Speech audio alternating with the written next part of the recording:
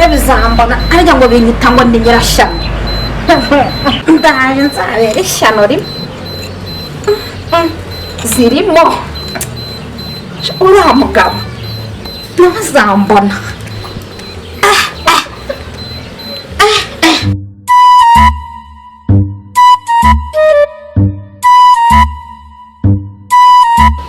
ariko papa Giriserine ni njyewe uzi ko washatse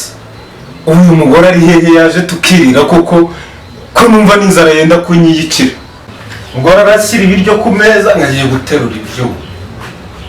ubusa arabona nisonzeye ko inzara igiye kunyica reka nze murebe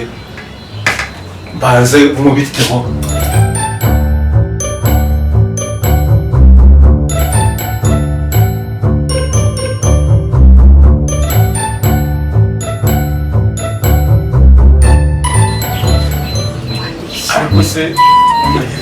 igihe waterura ibyo byuma byawe ntabwo uri bubitero waje tukarya ko numva inzara igiye kunyiyicira numva nisonzeye enda ngwino hano nkwereke shyira hasi ibyo byuma ukuri ndisonze kandi nabyo byuma biba bikeneye aho bashonje uba wahashyira ngwino nkwereke niko umuntu ntaha ariko ugasanga niwe muntu ugera ku biryo erega ndarwaye ko wajya buri muri umuntu wa ndimbati ubwo se kuri kurya gutyo urwaye ubwo utarwaye waba urya gute naba nabihashye ariko Giriserine nagorwa uzasanga ndimbati mu bantu kuko ndabona ariwe munga nyina ndabwiye ko ndwaye akisi mesaje y'indaya zawe nijoro reka turebe mpereza iyo ni mesaje y'indaya zawe mpereza cyangwa kubita ikofu ubwonko busanga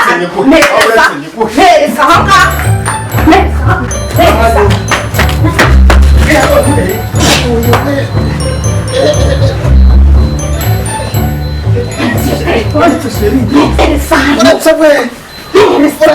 telefone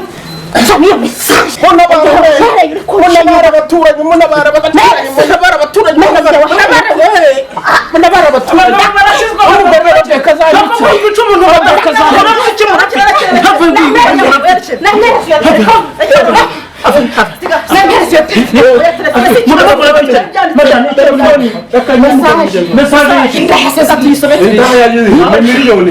miliyoni reka turebe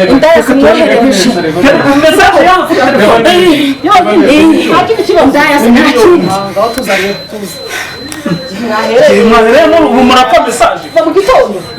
oya usanga washaka ikibaba nkunda kwirahira